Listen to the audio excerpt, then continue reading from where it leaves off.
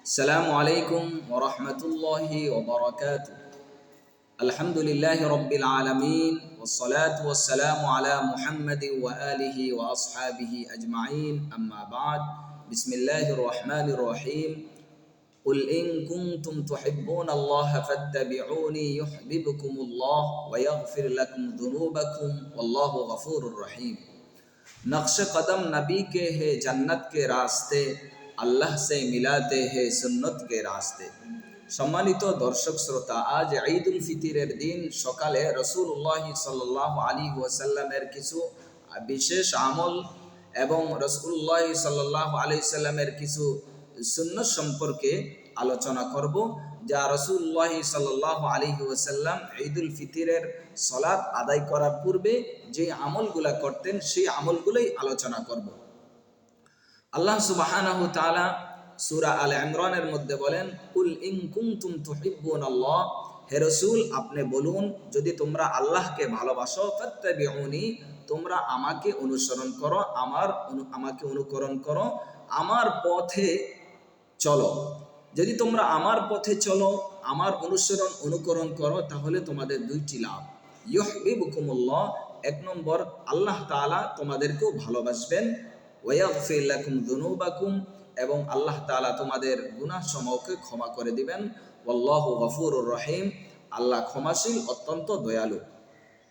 একজন বুজুর্গ বলেন, নকশ কদম নবী কে হে জান্নাত কে রাস্তে, যে নবীর পথ জান্নাতের পথ, নবীর পথ আল্লাহর সাথে সম্পর্ক করার পথ, সম্পর্ক গড়ার পথ। তাহলে আসুন আমরা শুনি যে ঈদুল ফিতরের দিন ঈদগাহে যাওয়ার পূর্বে রাসূলুল্লাহ সাল্লাল্লাহু আলাইহি ওয়াসাল্লামের কি সুন্নত রয়েছে।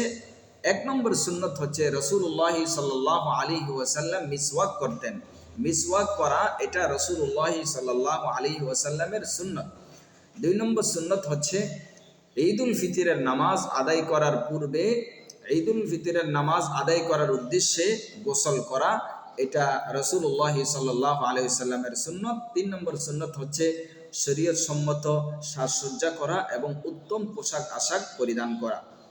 চার নম্বর সুন্নত যে আতর, খুশবু ইত্যাদি লাগানো, এটাও সুন্নত। পাঁচ নম্বর সুন্নত হচ্ছে যে ঈদুল ফিতরের সালাত আদায় করার পূর্বেই, ঈদগাহে যাওয়ার আগেই সাদাকাতুল ফিতর আদায় করে দেওয়া।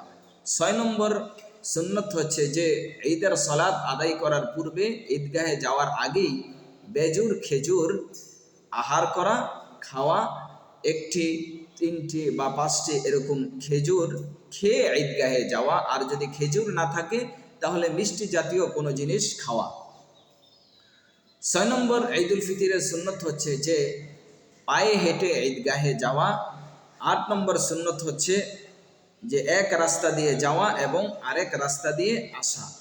নয় নম্বর সুন্নত হচ্ছে যে যদি কোনো রকমের বৃষ্টি বাদল না হয় তাহলে ঈদের সালাত ঈদগাহে আদায় করা।